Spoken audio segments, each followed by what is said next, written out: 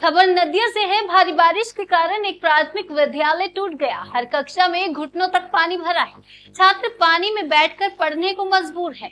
शिक्षक शिक्षिकाएं परेशान हो रहे हैं। छात्रों को पढ़ने के लिए गंदे पानी से होकर स्कूल आना पड़ता है। ऐसा ही कुछ हाल है पश्चिम बंगाल के नदिया के कृष्णगंज विधानसभा के चुगाचा गाजन ताला प्राथमिक विद्यालय का। मालूम हो कि यह स्कूल काफी समय से पानी में डूबा हुआ है। लगातार 2 दिनों से भारी वर्षा होने के कारण जल जमाव हो गया। कृष्णगंज विधानसभा में भी यही स्थिति है। स्कूल के शिक्षक शिक्षिकाओं का दावा है कि कई वर्षों से स्कूल का जीर्णोद्धार नहीं होने के कारण सड़क का जमा पानी कक्षाओं में घुस गया है। यहाँ बड़ी संख्या में छोटे छात्र छात्राएं पढ़ते हैं और कक्षा शुरू होने से पहले प्रार्थना की जाती है। उस ग्राउंड में भी पानी घुस गया। स्कूल में क्लास शुरू करने से पहले स्कूल के छात्र और शिक्षकों को पानी की निकासी खुद करनी पड़ रही है। उसके बाद पढ़ाई शुरू करनी पड़ती है।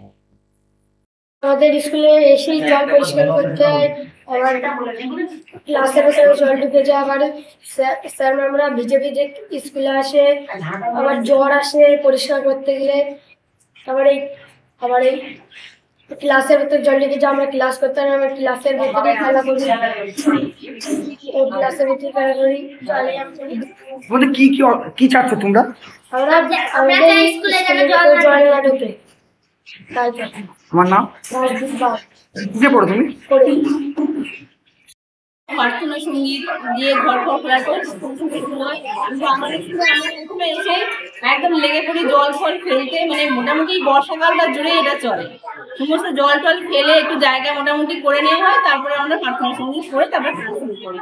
আর আমাদের যেহেতু ঘরগুলোতে সব জল আছে, দুটো ঘরে মোটামুটি অল্প জল, একটা ঘরে রাখতে ঘরে জল নেই, সেই ঘর দুটো সমস্ত ক্লাসকে স্থানান্তরিত করে করতে হয়। কিন্তু ওই ঘরে একটা সমস্যা আছে যে বোর্ড খারাপ, কারণ ওরাও বৃষ্টির জল চুয়ে চুয়ে পড়ে বোর্ডটা নষ্ট হয়ে গেছে।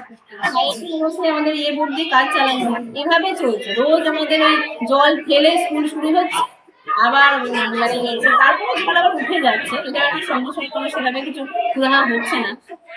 আপনাকে তো দেখলাম আপনি হাঁটু জলের মধ্যে দাঁড়িয়ে দাঁড়িয়ে ক্লাস করছেন। হ্যাঁ, সে আমাদের করতে যাবে, কিছু করে থাকে না। মানে একসাথে সবাইকে রাখলে ক্লাস করানো খুব মুশকিল হয়ে যায়। সেই জন্য আমাদের ঘর তো লাগবে, 3টেই রুম আমাদের।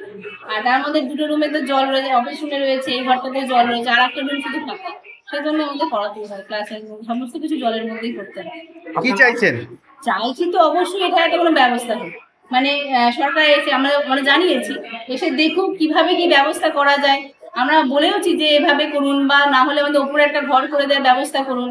তা আসলে বলা হয়েছে, যদি ব্যবস্থা না নেয় তখন তো আমাদের সত্যি খুব মুশকিল। কারণ আমাদের বিভিন্ন ছাত্রছাত্রীদের অভিভাবকরা এসে আমাদেরকে বলে যে বাচ্চা আজকে জলে পড়ে গেল, আজকে এই ভিজে গেছে, কালকে জ্বর এসেছে, এই জন্য স্কুল কামায়, ও ওই জন্য আসছে না। এটা চলতেই থাকে।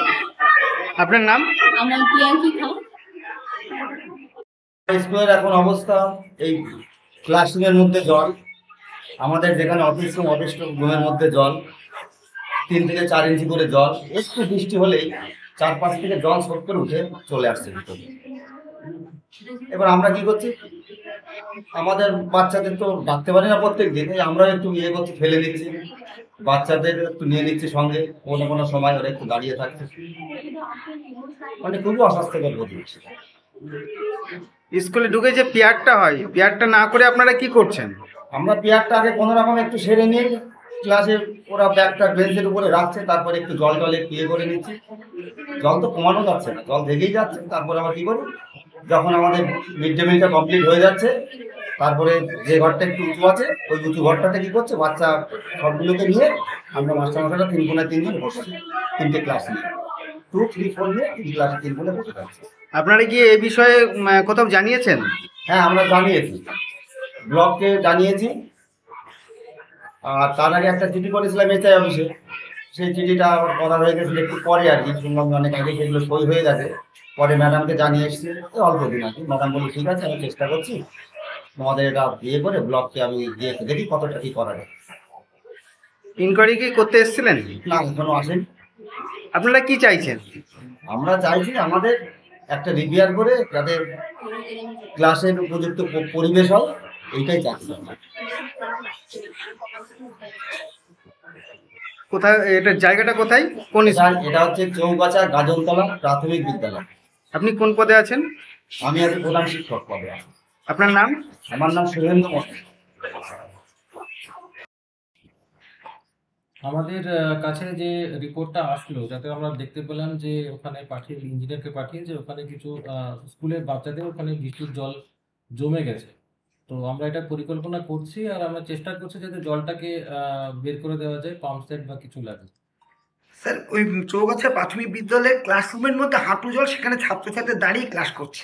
হ্যাঁ, ওটাই আমরা এই তো যা বৃষ্টি হচ্ছে, মানে এখন তো কিছু সেভাবে করতে পারছি না, কিন্তু আমরা চেষ্টা করছি যে জলটাকে বের করে দেওয়া যায়। ওটা একটা আর অস্বাস্থ্যকর পরিবেশ। নেক্সট ওখানে ব্লিচিং ছড়ানো বা ওখানে যা যা প্রিকশনারি মেজার নেওয়া স্বাস্থ্যর দিক থেকে, সেটা আমরা নিয়ে নিচ্ছি। আর আমরা একটা পরিকল্পনা করছি যে সামনের বার থেকে ওই জিনিসটা না